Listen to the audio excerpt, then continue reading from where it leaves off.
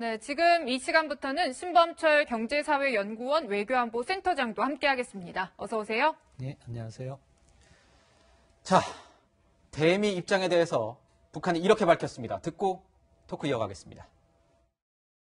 미국에서 누가 집권하든 미국이라는 실체와 대조선 정책의 본심은 절대로 변하지 않는다고 지적하면서 대대의 주적인 미국을 제압하고 굴복시키는 데 초점을 맞추고 지향시켜 나가야 합니다. 1만 5천 킬로미터 사정권 안에 임의의 전략적 대상들을 정확히 타격 소멸하는 명중률을 더욱 제고하여 핵선제 및 보복 타격 능력을 고도화할 때 대한 목표가 제시되었습니다.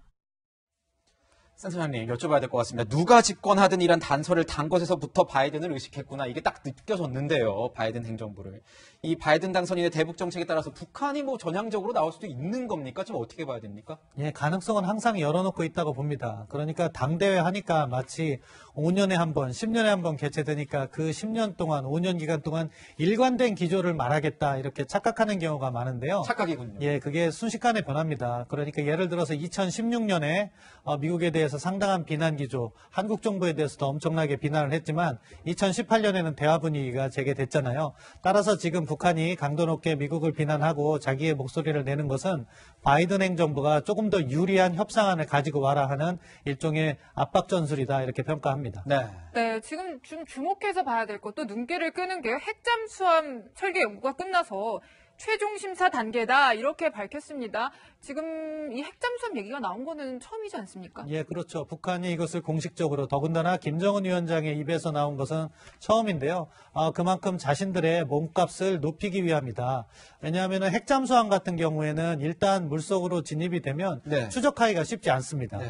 그렇기 때문에 미국 연안 하와이 인근까지 물밑으로 잠행해서 거기에서 잠수함 발사 탄도미사일을 발사한다면 미국이 미사일방으로 막기가 힘든 거죠. 미국의 코앞에서 미사일을 쏘는 거죠. 예, 그렇기 때문에 본토 방어에 위협이 되기 때문에 게임 체인저다 이렇게 이야기를 하는데요. 일반 재래식 잠수함, 디젤 잠수함과 같은 경우는 며칠에 한 번씩 물 위로 올라와야 돼요. 스노클링이라고 그래서 거기에서 전력을 생산해야 되는 과정이 있기 때문에 그런데 핵잠 같은 경우에는 그런 것이 필요 없기 때문에 취약하지 않고 그래서 상당히 위협이 된다고 볼 수 있겠습니다. 국제 정치에도 일가견이 있으신 우리 김관옥 교수님께 여쭤보겠습니다. 이 사거리 15,000km의 ICBM 얘기도 꺼냈단 말이에요. 그렇죠. 아까 말씀하신 것처럼 SLBM, ICBM 어떤 게임 체인저가 될 수 있습니다. 근데 제가 느끼기에는 아니 이미 다 만들어진 걸 발표한 것도 아니고 게임 체인저를 만들겠다. 이런 건 어떻게 보면은 다른 나라 사람들이 다른 나라에서 다 집중시키려는 그런 의도가 아닌가 싶어요. 이거 오히려 뭐 우리의 계획을 군사 계획을 밝힌 거는 오히려 실기한 거다 이런 거 아닙니까? 그렇죠. 우리의 군사 역량이 이 정도로 이제 발전될 테니 우리의 어떤 원하는 바를 바이든 신행정부가 받아들여 달라 뭐 이런 얘기를 하는 건데 그래서 미국이 가장 우려하는 두 가지 무기 체계를 사실은 강화하는 것을 제시한 거거든요. 그 중에 하나가 지금 SLBM이고 왜냐하면 추적이 거의 불가능합니다. 그러니까 위협력인 거고요. 그렇죠. 굉장히 중요한 위협력이고 실제로 이게 가능할 수도 있어요. 그런데 북한의 무기 체계가 실질적으로 성능이 어느 정도로 되는지는 우리가 확인할 길은 없거든요. 그런데 이제 봐야 되는 거고 또 ICBM 같은 경우도 지금 나와 있는 게 있거든요. 그런데 정확도가 좀 떨어진다고 얘기하니까 정확도를 늘려라. 김정은이 지금 이 얘기를 하고 있고 또 고체 연료 같은 것들을 활용하는 것이고 또 마지막으로 이게 다탄두로 해가지고 사실상 요격을 좀 어렵게 하는 그런 체제의 무기로 변화시키는 측면도 있거든요. 그러니까 지금 SLBM, ICBM 다 고도로 이제 발전시켜서 미국을 위협할 테니 협상 국면에서 우리의 것을 더 많이 받아줄 생각을 준비해라. 뭐 이런 메시지로 지금 해석이 되는 거죠. 네, 북한은 이 남북 관계에 대한 언급도 했습니다. 내용을 좀 보면요.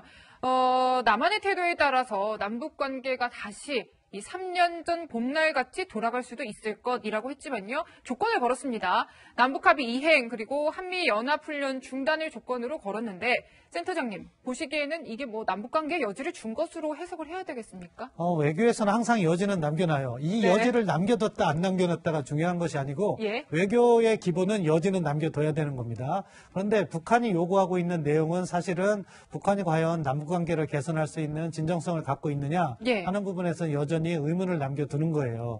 지금 보면 작년만 해도 남북 공동연락사무소 폭파라든가 민간인 사살 이런 상황에서는 합의의 위반은 북한이 하고 있는 되는 거죠. 그런데 자꾸 한국 당국이 약속을 지켜야 되는 것이고 또 북한은 자기들은 핵 개발하고 있으면서 또 첨단 무기를 계속해서 개발하겠다 이야기를 하고 있는 거죠. 그러니까 자꾸 우리나라한테 지키라 그래요. 잘 그렇죠. 지키고 있는데. 그러한 요구만 하는 것이 과연 진정성이 있느냐 부분인데 이 역시 마찬가지라고 봅니다. 장기적인 흐름 속에서는 북한도 우리 정부와 대화를 하려고 할 거예요. 왜냐하면은 현재 북한 상황이 워낙 어렵기 때문에 한국 정부의 도움 없이는 경제 개선이 어려운 부분이 있어요. 그럼에도 불구하고 이렇게 일방적으로 한국 정부를 압박하는 것은 사실상 올바른 남북관계의 관행을 만들어가는데 부담 요인이 있고 우리 정부가 막연한 기대감에 의해서 대화에 대한 지나친 집착으로 이러한 북한의 목소리를 다 수용할 필요는 없다고 보고요. 우리 기준에 맞는 대화를 일관되게 장기간 추진할 수 있는 그런 노력을 해야 된다고 봅니다. 네, 평론가님 저 궁금한 게 생겼습니다. 내일 문재인 대통령 신년사가 있습니다. 통일부에서 북한의 이런 반응에 대해서는 먼저 나오긴 했습니다. 저희의 입장이요. 가까운 시일 내에 한반도 평화 번영의 새 출발점을 만들어 나가기를 기대한다. 남북 합의를 이행하려는 우리의 의지는 확고하다, 화답한 것 같습니다. 내일 신년사에 이것 어떻게 좀 들어가겠습니까? 문재인 대통령이 이 얘기를 할까요? 저 또 궁금한 거. 집권 5년 차 아니겠습니까? 지금 집권 5년 차인데 그럼 이런 상황에서 우리가 뭔가 더 유화적인 제스처를 취할지 문재인 대통령 정부에서 아니면 그래도 1년밖에 남지 않았으니까 조금 거리를 두면서 유지를 할지 어떻게 예상하세요? 궁금한 게 참 많으시네요. 네. 근데 저는 내일 만약 이 신년사에서 문재인 대통령이 북한의 이번 입장 발표를 전향적으로 받아들이거나 확대 해석하는 메시지를 넣게 되면 우리 국민들의 반발이 커질 거라고 생각을 합니다. 내부 반발도 예. 무시할 수 없다. 우리 그렇죠. 국민의. 물론 남북관계 개선을 위해서 꾸준히 노력하겠다는 그런 원론적인 메시지는 포함이 되겠지만 지금 국면에서 특히나 이제 바이든 행정부가 막 들어선 이 상황에서 우리가 독단적으로 남북 경협을 확대하겠다, 남북 간의 어떤 코로나 인도주의 협약을 체결하겠다 이런 메시지를 넣는 게 불가능한 이유는 북한에서요 하나하나 그 내용들을 조목조목 반박을 했습니다. 인도주의적 협력, 방역 협력, 개발 관광 이거 전부 다 비본질적인 문제들이다. 우리랑 관계 개선하고 싶으면 미국과의 어떤 한미 연합훈련 하지 말고 미국의 전략 자산이 한반도에서 전개되는 거 포기해라는 그런 네. 분명한 메시지를 주고 있어요. 지금 사실 통일부도 입장은 저렇게 됐지만 속으로 상당히 당황스러울 겁니다. 이인영 장관이 취임하고 나서부터 밀어붙였던 이 코로나 공동 대응이라던가 백신도 같이 나누자 이런 이야기 많이 했잖아요. 네. 국내 여론의 반발을 불사하면서까지 그런 이야기를 했는데 지금 북한은 코로나 백신 이런 거 필요 없다. 비본질이다. 개발 관광 꿈도 꾸지 말라는 이야기를 분명히 못을 박은 겁니다. 그렇기 때문에 통일부건 청와대건 현재 입장에서는 북한의 이 메시지를 낙관적으로 해석하는 게 불가능하다는 걸 분명히 인지하고 있을 것이고요. 지금 문재인 대통령 임기가 1년 남았기 때문에 예. 어떻게든 한반도 문제에서 성과를 내고 싶은 그런 조바심이 있을 겁니다만 바이든이라는 새로운 행정부가 들어서게 되면서 일단 바이든 행정부의 주요 이 대북 정책을 담당할 담당자들의 어떤 인식을 파악하는 게 지금 급선무가 아닐까. 우리가 항상 미국과 발을 맞추지 않고 먼저 나가다가는 오히려 성급하게 이 재발에 걸려 넘어질 수 있는 위험성이 있기 때문에 지금은 조바심이 나더라도 신중하게 변하고 있는 남북미 관계에서 상황을 파악하는 게 우선일 그럴 단계라고 생각합니다. 청와대도 고심이 깊을 것 같은데요. 센터장님 궁금한 게 전 이게 궁금합니다. 도발할 가능성은 어떻게 보십니까 올해?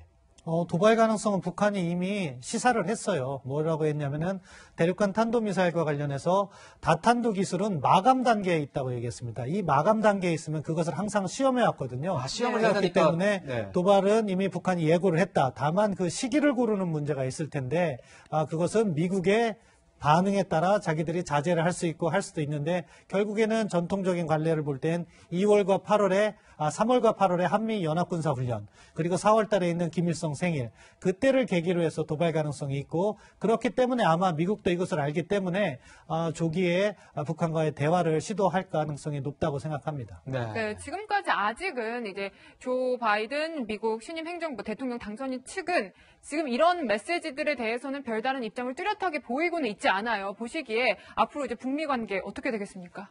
지금은 반응을 보이지 않는 것이 당연하다고 생각합니다. 미국의 행정부가 트럼프 행정부이기 때문에 자신들이 먼저 입장을 이야기하면서 관계를 악화시킬 필요는 없는 거죠.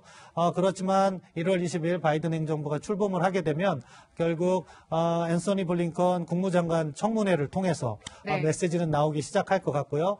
최근 들어서 웬디 셔먼이 국무부 부장관이 된다는 이야기도 나오고 있는데 과거 클린턴 행정부 때 북한 문제를 다뤄봤기도 하고 그렇기 때문에 경험이 있다. 그런 점을 고려할 때는 지금 스티브 비건 미 국무부 부장관 위원 겸 대북정책 특별대표의 역할을 맡는다면 북한과의 대화 메시지를 내면서 북한이 3월 달에 도발을 하지 않도록 만드는 것이 1차적인 과제가 아닐까 그렇게 전망합니다. 도발을 하지 않도록 하는 게 어떤 정부의 목표가 될 수도 있을 것 같은데요. 그럴수록 중요한 게 저희가 전통적으로 얘기했던 게 한미일 공조 얘기 많이 해오지 않았습니까? 올해 만약에 도발을 한다, 아니면 도발하기 전에 이거를 막으려고 한다면 한미일 공조 굉장히 중요할 텐데 지금 우리나라 입장에서 이 한미일 공조 어떻게 기대를 할 수 있는 건지. 왜냐하면 일본과의 그 위안부 합의 문제에서 재판이 얼마 전에 나왔잖아요. 일본 정부에도 위안부 피해자에 대한 배상 책임이 있다, 이렇게 얘기를 한 입장에서 굉장히 경색된 국면인데 이 한미일 어떻게 제대로 작동을 할까요? 그러니까 지금 북한이 말의 도발은 할 수 있을 거예요. 하지만 실행을 할 경우에는 지금 트럼프 때보다도 더 강력한 제재를 받을 가능성이 높습니다. 그래서 굉장히 신중하게 접근을 할 가능성이 있고요. 지금 말씀하신 대로 한미일 공조가 굉장히 중요하죠. 그런데 트럼프 행정부는 사실 한일 관계를 어떻게 했냐면 서로 갈등하는 것을 이용했었어요.